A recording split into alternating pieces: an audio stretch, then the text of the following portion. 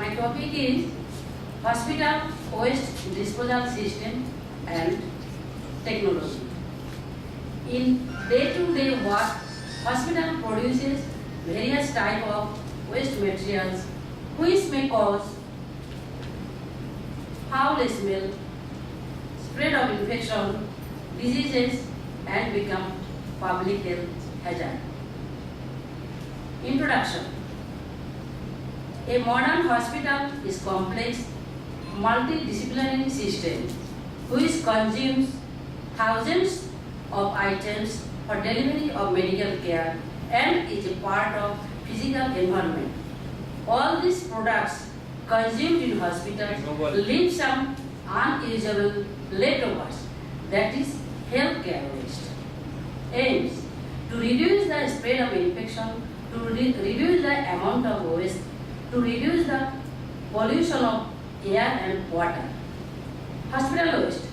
To term hospital waste refers to all waste, biology or non-biology, that is discarded and is not intended for further use. As for example, administrative waste, dietary waste and medical waste. The term medical waste and infectious waste refers to materials generated as a result of patient diagnosis, treatment and immunization. As for example, soil dressings and intravenous tubings. Infectious waste refers to that portion of waste that could transmit an infectious disease. As for example, microbiological waste and shards. Hospital waste are two types: infectious, biomedical, and non-infectious, domestic, kitchen, office waste paper. Waste management in the hospital and role of nursing personnel. Considering the various classes of waste generated in the hospital, it is quite clear that a policy on management of waste in the hospital is essential to deal with these potentially serious problems. The process will require the following steps: segregation of different classes of waste at the point of generation or at source, collection of refuse, packaging, labeling and record keeping, transportation of refuse from sources to zonal points of collection, disposal and recycling, waste storage method and color coding for hospital waste. Collection. Remember that whatever the final method of disposal, collection is an important aspect. For collection of waste from different units, large plastic containers with foot operated lid are used. Two sets of containers for all areas permits: washing, cleaning, drying and airing of containers. In our hospital, other waste are also collected in a similar manner using different colored polythene bags for easy identification. Health and Safety Commission has recommended the use of plastic bag with color coding for different types of waste: yellow plastic bags, blue plastic bags, black plastic bags and function-proof container for sharp. Already I mentioned that hospital waste are two types. One is infectious and another is non-infectious. For biomedical waste, segregate waste. Don't put in sharp and cut glasses in this yellow plastic bag. Human body parts, placenta, human tissues, pathology specimens, organs, pathological, microbiological, biotechnological and surgical waste, cotton, bandages, dressings, mops, solid plaster cast, beddings and other linen materials. Next, function-proof plastic containers. Segregate waste.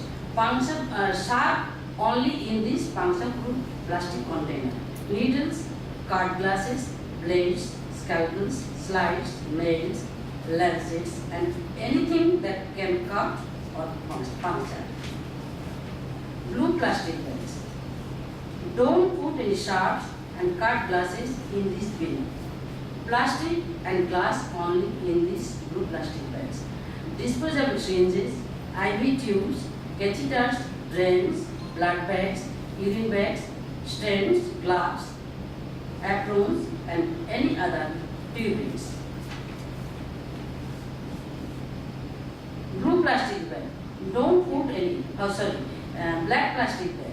Don't put any sharp and cut glasses in this bin. Non-infectious waste only in this plastic. Domestic refuges like waste food particles, kitchen materials, all disposable packing materials, office waste papers.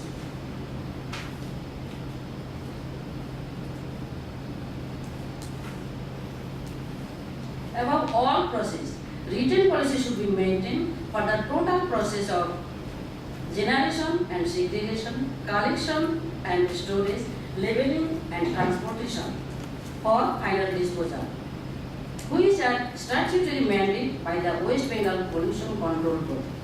Now, transportation of waste to secondary storage area room for final disposal.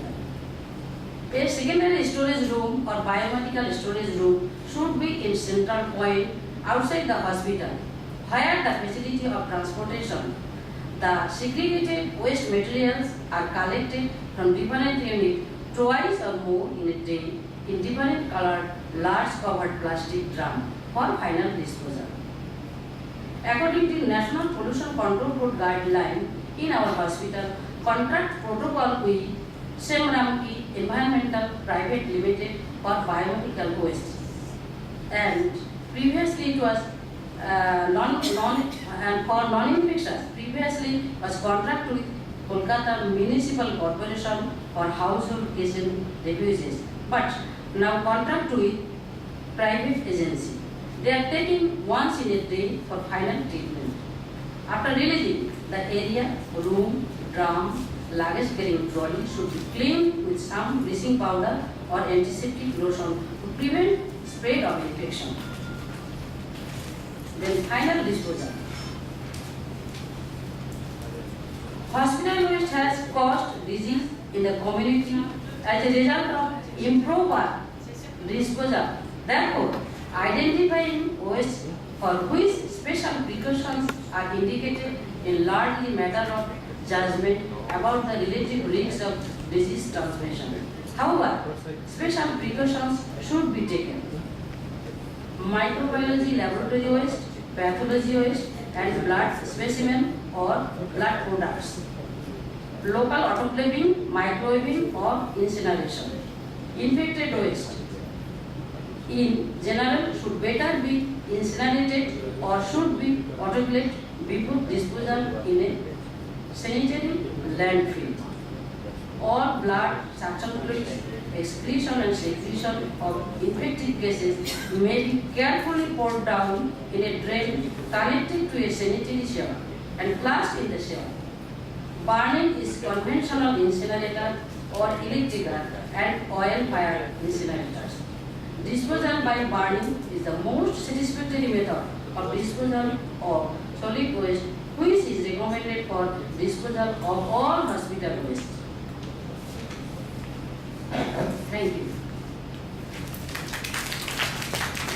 We are grateful to our cardiologist, Dr. B.N. Jha, for his efforts, guidance and cooperation for organizing our CME program. Without you, sir, it was impossible to enrich and update our knowledge. Thank you once again, sir. Thank you. You are the key person. You are the key person of our team. Oh, okay. Thank you, sir. Thank you all.